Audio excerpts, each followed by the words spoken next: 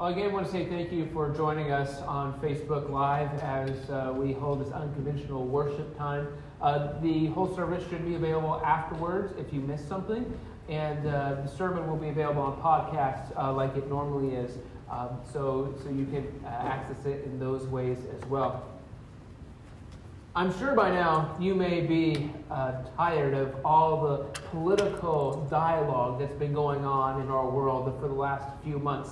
And we see that this group or this person or this country is blaming this group or this person or this country for all these things. And really what's happening is people are trying to make themselves look better. They're trying to use their position or their reasoning or their logic to justify their actions. And I'm not trying to take sides or anything specific to that, but a lot of times in our lives we see that there are ulterior motives for what we do. And this is a natural instinct, a natural thing that we do. And I'm not trying to justify it, I'm not trying to say that's what we should do, but we have to make sure we recognize that personal ambition is not godly zeal. Those two things are extremely different. Now, they can align. You can have personal ambition that honors God, but a lot of times our personal ambition attempts to trump a relationship with Jesus. And we find this in Jesus' trial. He was tried before the religious leaders in a way that was unjust in every way.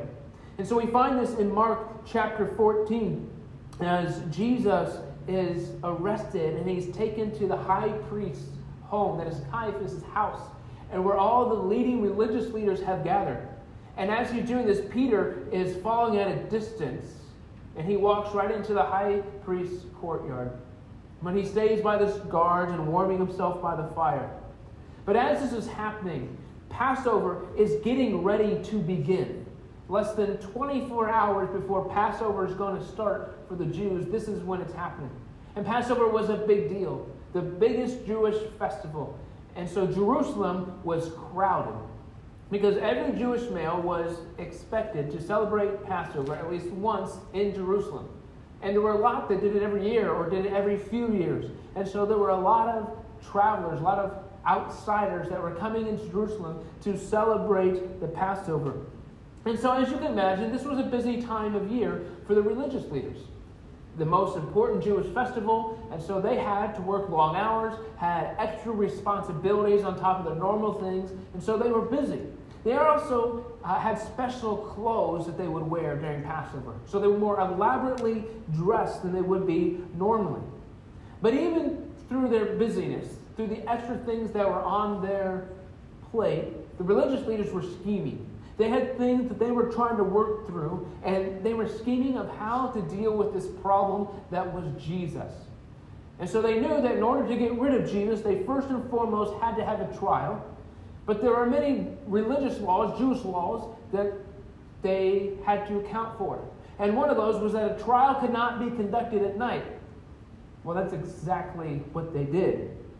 They also knew that if someone was sentenced to die, which is what they needed to happen in Jesus to get rid of him, that they had to wait an entire day before that person could actually be killed. So from the religious leader's standpoint, they believed that they needed to arrest Jesus before sunrise in order to make sure that this could happen, that they could get rid of Jesus before Passover started. So the first thing they needed to do is have him arrested. Well, fortunately for them, Judas, one of Jesus' 12 disciples, had met with them earlier and agreed to betray Jesus. And so Judas had betrayed Jesus, which means that Jesus was arrested. But through all this, the religious leaders had to make sure that the plan was discreet. They didn't want to cause an uprising or riot or any of those things. See, there were a lot of outsiders in Jerusalem, and even though they may not have known Jesus personally, Jesus had a reputation. And so if Jesus was arrested in a public manner where people could get upset, a riot could ensue. Well, because Jerusalem was crowded because of Passover, the Romans issued more soldiers to guard the city and keep the peace. Roman soldiers were not known to be nice. And so if a riot ensued because of how the religious leaders handled Jesus, then the Roman soldiers might just be killing people to suppress the excitement, the enthusiasm, the mob mentality.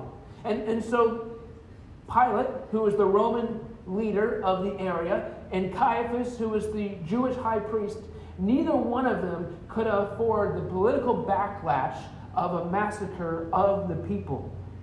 But the religious leaders hated Jesus. They were frustrated with him. They couldn't get around him. And the core issue is that he was upsetting the status quo. And so even though there was great risk, even though they had to essentially break a lot of their own laws, they needed to get rid of Jesus regardless of what it took. So we have Pilate, who is the Roman leader, and we have Caiaphas, who is the Jewish leader, and he's the high priest. And he had a lot of political power himself. See, the Roman emperor at the time was Tiberius, and he ordered that the local religious views of anywhere in the Roman Empire would be respected and tolerated as long as they didn't try to do anything to Rome. So because of that, Caiaphas had a lot of power. So essentially, he ran the day-to-day operations of Jerusalem. The Pilate didn't live in Jerusalem, but he was there because of the Passover. So Caiaphas was normally the one in charge, because Rome allowed the Jews a lot of autonomy as long as they didn't try to revolt, as long as they didn't disturb the peace or cause many problems. Now, one of the things about Caiaphas is that he was the high priest, but the Jewish system of high priest meant that each high priest would only serve for 1 year, and then a new high priest would take his place. Now, this served a couple of purposes. First, it limited the burden that an individual could bear. So you were only a high priest for 1 year, and then you were relieved from that responsibility and someone else would take it. So you didn't always have to do those things. Another thing is it limited the power that an individual could have.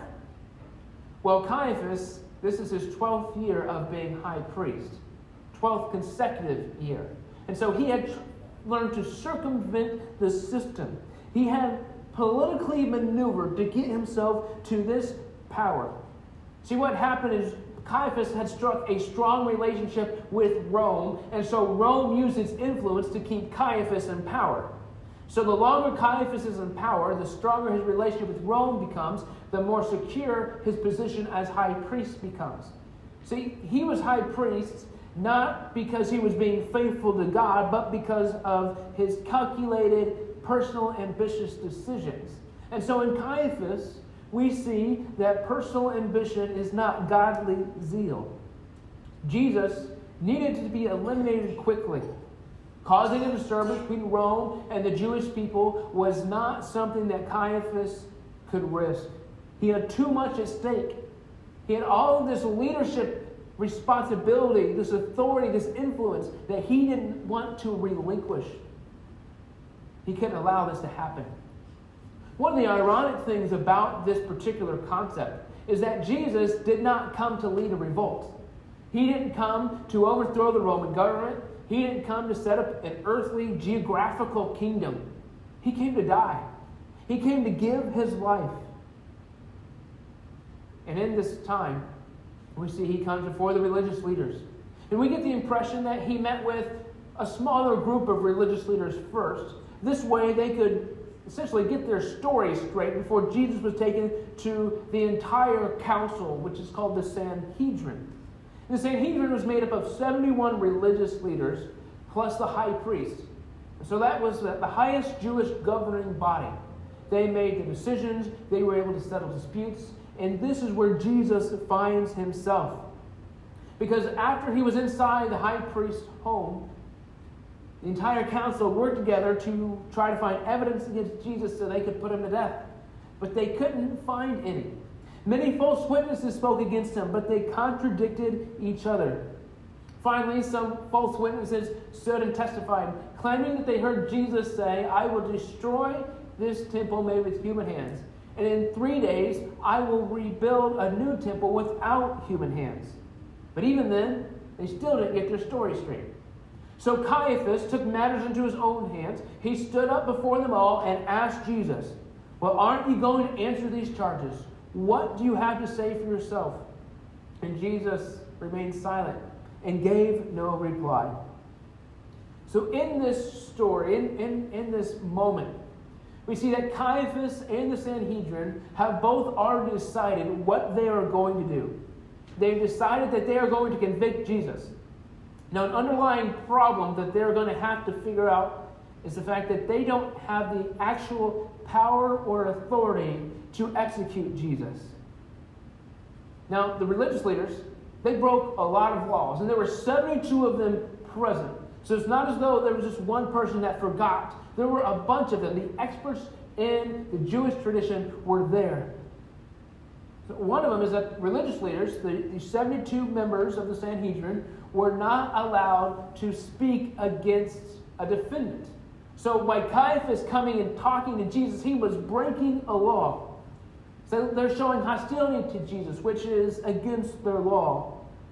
Now, we do need to recognize that not all of the members of the Sanhedrin were bad. We don't exactly know how many were actually hostile towards Jesus. But there was enough hostility in the upper echelon of leadership that they were able to express this and get this to be their desired outcome. But when you think about this, there really wasn't much of a point for Jesus to launch a defense. The religious leaders had decided that he was guilty, that they needed to get rid of him. So there was no sense in actually trying to convince them otherwise. But at the same time, we do recognize that Jesus came not to live a long life. He came to die.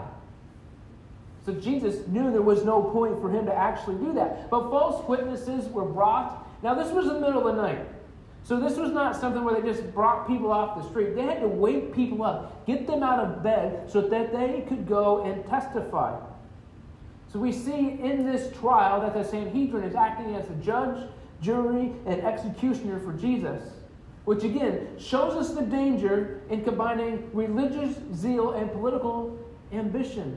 Because personal ambition, political ambition, ulterior motives are not the same thing as godly zeal. Religious leaders are trying to find evidence to condemn Jesus. Caiaphas' question to Jesus was intended to try to get Jesus to condemn himself. Religious leaders were not allowed to interrogate a defendant in this trial. But no witnesses agreed. There's nothing that they can get going that would actually allow them to convict Jesus. But they keep trying, and they keep trying, and finally these couple of witnesses come and talk about Jesus destroying the temple. Now, destroying the temple would be a big deal. I mean, the temple is a house of worship. In our country, when religiously motivated crimes happen, we call them hate crimes. So destroying a church, a temple, a mosque, synagogue, those types of things, that's a big deal today, and it was a big deal then. But there was no evidence that was actually presented that Jesus had any plans, that he was going to do this. It was just, well, he said he was going to do this. That's all it was. But even then, they still didn't agree. They tried and tried and tried, and everything they did, nothing worked. So Caiaphas, he gets to the point of frustration and says, we need to take care of this Jesus problem. And so we've got to get rid of him. So he stands up and he talks to Jesus. He questions him. He tries to get Jesus to condemn himself. See, everything about this trial is illegal. It happened at night. The religious leaders personally interrogate Jesus. Jesus is not given a lawyer. He is asked to incriminate himself. Now it was strange for Jesus to be brought to Caiaphas' house to stand trial there. It wasn't unheard of. So that's not one of those things that is illegal, but it is a weird situation that shows how the trial is special. It's something the religious leaders are trying to get accomplished. And in this whole time, Caiaphas oversteps. But he goes to one more question to Jesus. And he asks Jesus, are you the Messiah, the Son of the Blessed One? And Jesus says, I am. And you will see the Son of Man seated in the place of power at God's right hand and coming on the clouds of heaven. Then Caiaphas stood up and he tore his robes in horror. And he asked the council, "Why do we need other witnesses? You have heard this blasphemy. What is your verdict?" "Guilty," the council replies. "He deserves to die." Then some of them spit at him, and they blindfolded him and beat him with their fists. "Prophesy," they jeered at him. Then the guards slapped him as they took him away. So Caiaphas asked Jesus, "Are you the Messiah?" Now this question should have been asked with anticipation, with hope, but it wasn't. See, for centuries, the Jews had longed for God to send the Messiah that he promised. And there are tons of prophecies in the Old Testament about Jesus, about the Messiah, and Jesus fulfills those prophecies. But they were skeptical because Jesus, the Messiah, came to threaten their way of life. Now, a normal trial that included a capital offense that would require the defendant to be killed, it would allow for the religious leaders to go and investigate. They would go in and investigate these claims and see if there was any validity in them. But they didn't do that here. They didn't go and investigate, but at the same time, part of the members of the Sanhedrin, there's a group called the scribes. And the scribes were like the lawyers. And so they would know the Old Testament prophecies. And so what they should have done is if Jesus claimed to be the Messiah, then they should have quizzed him of which prophecies do you fulfill if you're the Messiah. And they would have known those. So this would have been easy for them to investigate. But yet they did not do that. Jesus claims to be the Messiah, and he claims to be God. Shows his divinity and his power and his might. Now, throughout the Gospel of Mark, Jesus has what we call the messianic secret. He tells people not to share who he is. He drives out a demon and heals somebody or those types of things. And he says, hey, don't tell people what happened. And part of it is Jesus is trying to suppress his popularity because he knows if those types of things spread rapidly, then people will come to him and he will be consumed with trying to solve worldly problems. Well, Jesus can solve our worldly problems, but his purpose is not just to solve the worldly problems. His purpose is to solve our spiritual, eternal problems. He came for something deeper. But in this moment, Jesus expresses who he is. He no longer keeps it a secret, and it drives the entire Sanhedrin into a frenzy. Caiaphas rips his robe or his clothes, his tunic. Now remember, it's Passover time, so he's wearing more expensive clothes than he normally does. So it's not as though he's wearing some old rag. He's wearing his best, most expensive garment, and he is so distraught by Jesus' confession that he tears and destroys it. And no vote is given. It's almost as though he asked for a vote of consensus of what's your verdict. And so they all vote together as one as opposed to cast individual ballots, which is what should have happened. Now, as I said, not all religious leaders were bad. We do have in other Gospels that accounts of two religious leaders who expressed some concerns or objections, even though they might be a little bit minimal. We have Nicodemus and Joseph of Arimathea. But in general, everyone is on board and allows this to happen. But then Jesus gets abused. So we have insult to injury. They spit at him. They beat him with their fists. The guards slap him. Now, this is not the kind of behavior you would expect from people who are the clergy. You would expect them to be nice and compassionate and merciful. But they hate Jesus so much that they continue to disrespect him, continue to hurt him. But remember, their law says that they need to wait an entire day before Jesus can actually be killed. But their hatred and fear of Jesus rush this. They don't allow for that stipulation in the law. Because we find personal ambition is not godly zeal. They have identified a problem and they work to get rid of it. Well, as the story continues, we see that the religious leaders the Sanhedrin, they bound Jesus. They took him away and led him to Pilate, the Roman governor.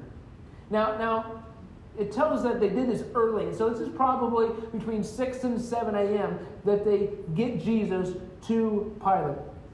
See, everything that the religious leaders did was to avoid attention. It was to avoid getting noticed because they didn't want to cause a disturbance or a riot or anything of that nature. But Caiaphas needs Pilate in order to kill Jesus.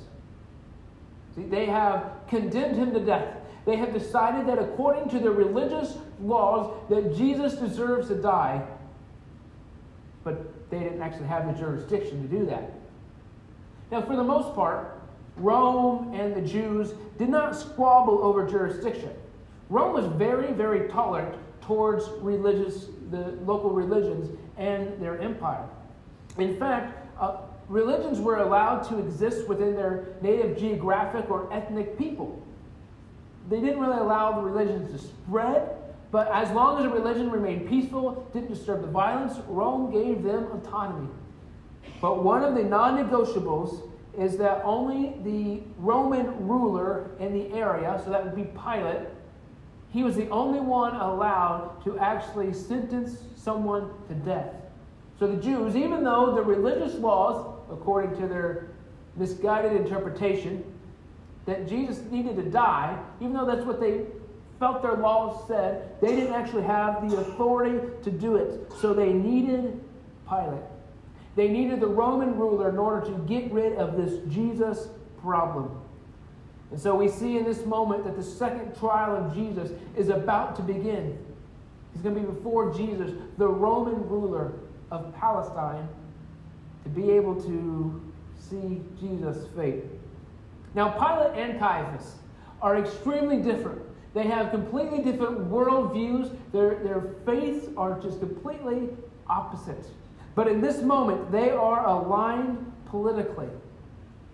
Because the last thing that Pilate and Caiaphas need is some messianic figure, some religious figure, rising up and causing a disturbance.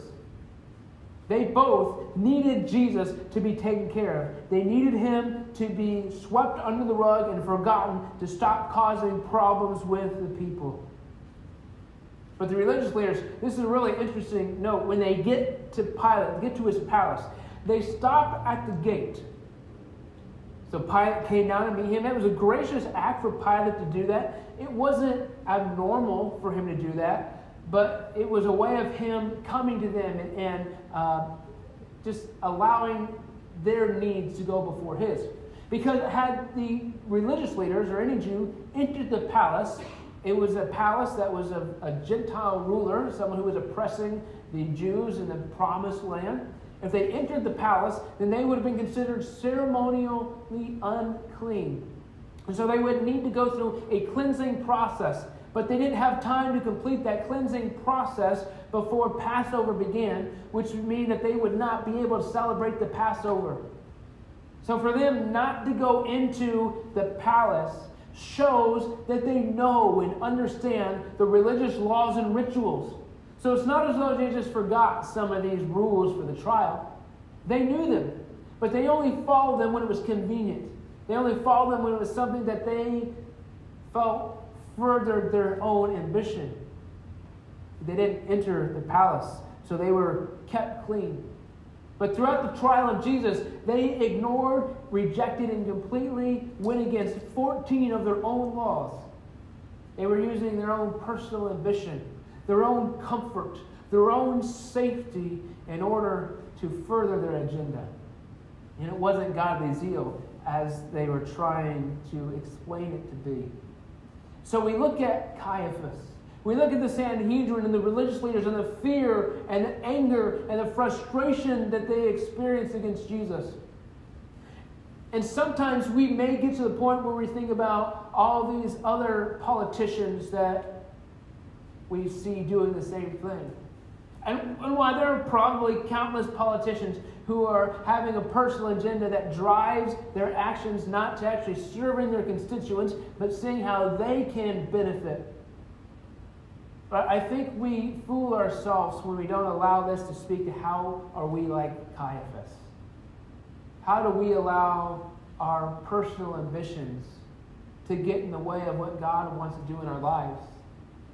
How do we allow our personal comfort with the status quo to get in the way of what God wants to do in our lives? See, too many times we use our preferences, our desires, to justify our actions. Personal ambition is not godly zeal. It doesn't honor God. It doesn't help us draw closer to God. It gets to the point where it says, hey, my personal preferences, my desires, the things I want are more important than what God wants. And maybe you don't struggle with this, but it's a sin that can creep into our lives without us recognizing it. We can be all passionate about something and claiming that we're doing it for Jesus when really we're doing it for ourselves. Caiaphas allowed his fear and his personal comforts to get in the way. And so he missed the Messiah. There are so many things in our world that can cause us to miss Jesus, that can cause us to drift, that can cause us to not focus on him in the way we should. Whether we're talking about the current pandemic and the fear that it may be instilling in us, whether we're talking about the people at work who cause us frustration and we're trying to jockey for position for that next raise regardless of the ethical consequences. Maybe we're talking about our home life and we just want my way to be done regardless of how it impacts anybody else. We all have personal ambitions. And while personal ambitions aren't necessarily bad or sinful, they can easily get in the way of our relationship with Jesus. And if we're not careful, we will allow them to be our main thing that drives our actions as opposed to what Jesus is doing in our lives. So as you go throughout your day, your week, I encourage you to ask yourself, am I driven by my relationship with Jesus or my personal ambitions?